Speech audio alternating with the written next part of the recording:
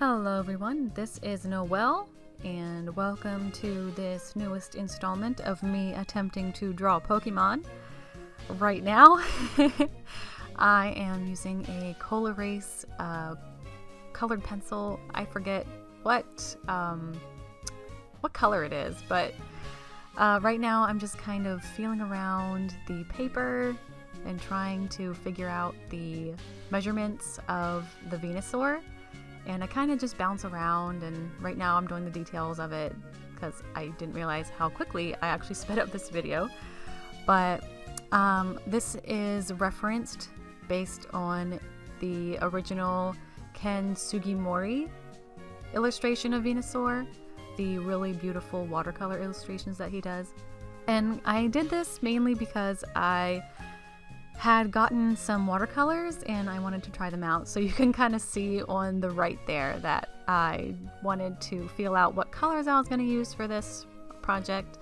And I'm actually really surprised with how nice the watercolors were, because I kind of bought the cheapest stuff on Amazon and they are really, really nice. And right now I'm just darkening the lines and trying to get all the details in so I don't lose too much of them when I start laying the watercolor on top. Yeah, I feel like I got most of the measurements correct, but when I look at VENUSAUR's left back leg, or yeah, well, at least on my left hand side, yeah, it's a little bit bigger than the one that I based it off of, but I don't really care. It's kind of whatever. So here I'm just kind of filling in the details of the tree. After I did the initial kind of colored pencil, I thought maybe it would have been a good idea to mix it up and use like greens and pinks and stuff, but I did all blue.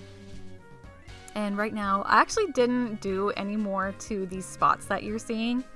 I didn't do any shading to them. I just kind of filled them and I let them go. But as for the actual watercolor, I am laying down a base color, and it is going to be layered several times over. So I'm using this kind of light green color.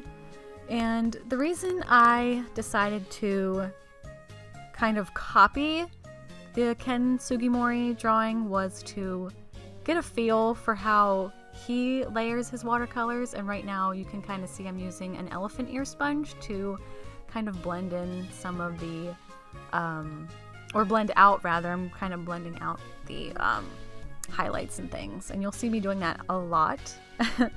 It's really great because it kind of soaks up the color, but it doesn't take it all away. But it definitely helps to soak up some of the color, which I do quite often, and you'll see why. There's this part in the middle of my drawing where the ear, where I just sponged it actually, where the ear and the trunk meet, and I felt like my painting, or my paper rather, was buckling, so that's kind of where it buckled, was mostly in the center. So now I'm adding a base pink to the flower. I actually really liked a lot of the colors that I was able to get out of this palette. Coloring in VENUSAUR's mouth was actually a little bit more challenging because of the way the shadows are in his mouth. So I wasn't really sure how to tackle that at first, but in the end I kind of figured something out. You'll see that I kind of left some white spaces for highlights, and then I would blend my sponge kind of inwards.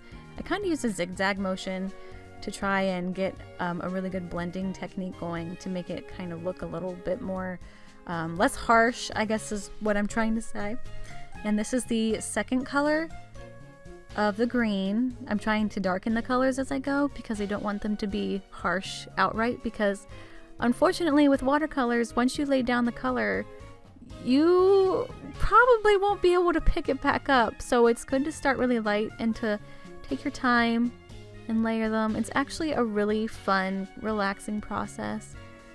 And right now, I think I realized that was a little bit too dark of a color, so I kind of blended it out a little bit.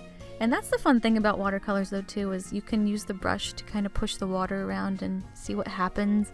And hopefully you don't mix it with the other colors that you laid down, like with the tree and the ear, because you see the leaves and Venusaur's ear and the trunk of his flower, they all kind of intersect in the middle there. And I was having a little trouble keeping the brown in that center area because the rest of the paper was wet. So right now I'm just trying to kind of darken everything, but also try to keep the highlights as bright as possible. And I was trying to figure out what Sugimori's technique was as far as his highlighting, because you know, normally when you highlight, it's because you are emphasizing where a light source is. And Venusaur has quite a few areas that are highlighted, so I'm guessing that it's probably from the very top left hand corner is where his light source was, or at least the inspiration for one, like almost like it's an overhead, like the sun is right overhead Venusaur.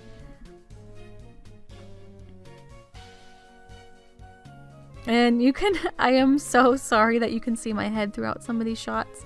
I have terrible vision, and I was trying my best to make sure that everything was just all where it needed to be, all the colors were where they needed to be, and here I'm attempting to fill in the gaps of Venusaur's mouth again, and I actually put in a highlight there.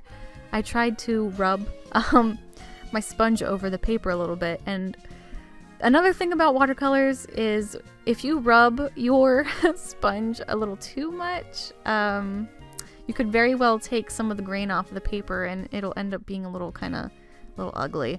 So you have to be very, very careful, especially when working this way. And right now I'm putting in the third, I believe, green for this, and I'm just kind of letting the colors sit.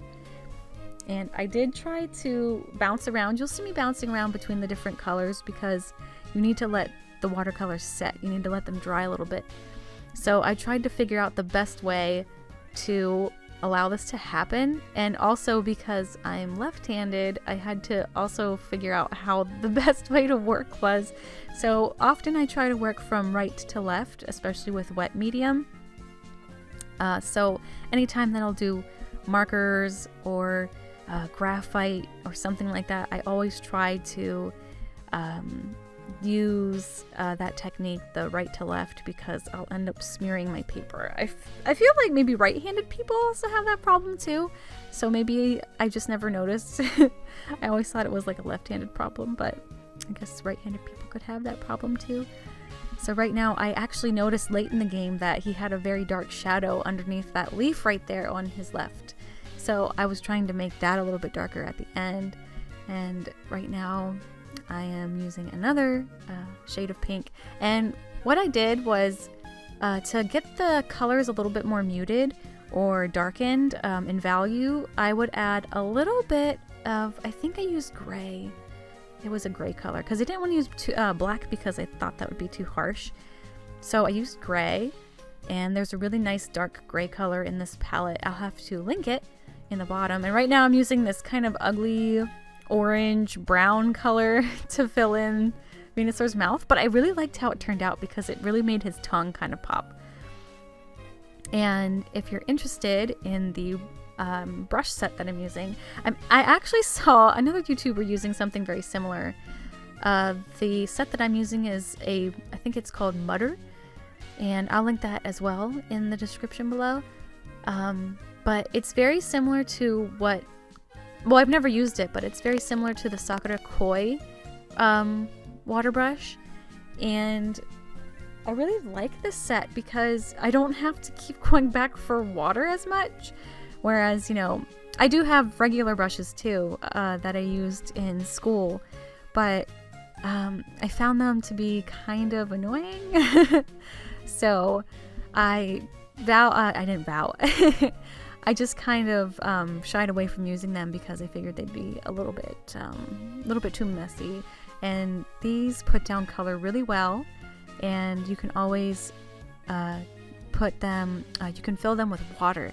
So what you do is you squeeze the pen, and then some water comes out, and it helps you kind of blend things along, especially if you're finding that your brush is a little too dry. So I found that really helpful when laying some color down. I could just squeeze my pen a little bit.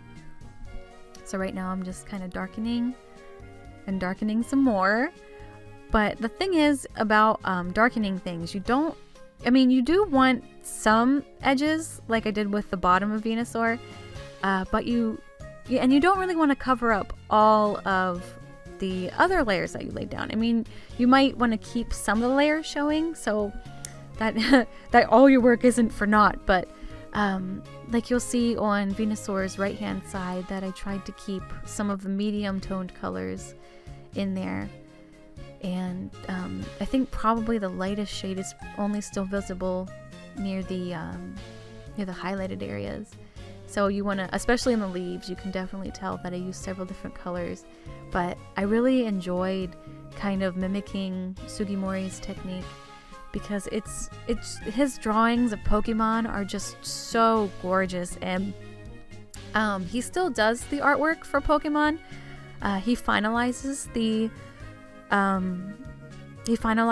artwork, so he will do the drawings, but I feel like the first 150, and I believe maybe I'm trying to think.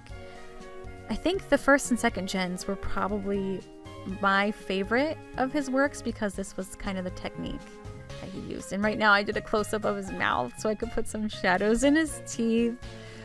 They were kind of hard, but this set has a really nice pen, a really nice thinner pen. So you get a really good gradient of brush sizes, I guess not gradient, but you know what I mean. And so I'm just kind of going back and forth trying to finalize the mouth because it was the last thing that I did, and unfortunately it took a while, but there's the finished product. I hope you enjoyed it. And actually I did end up going back and using some colored pencils just to finalize everything. But I hope you enjoyed my little showing of the watercolor Venusaur, and I hope you come back for more. This has been Noel, and thanks for joining me. Bye!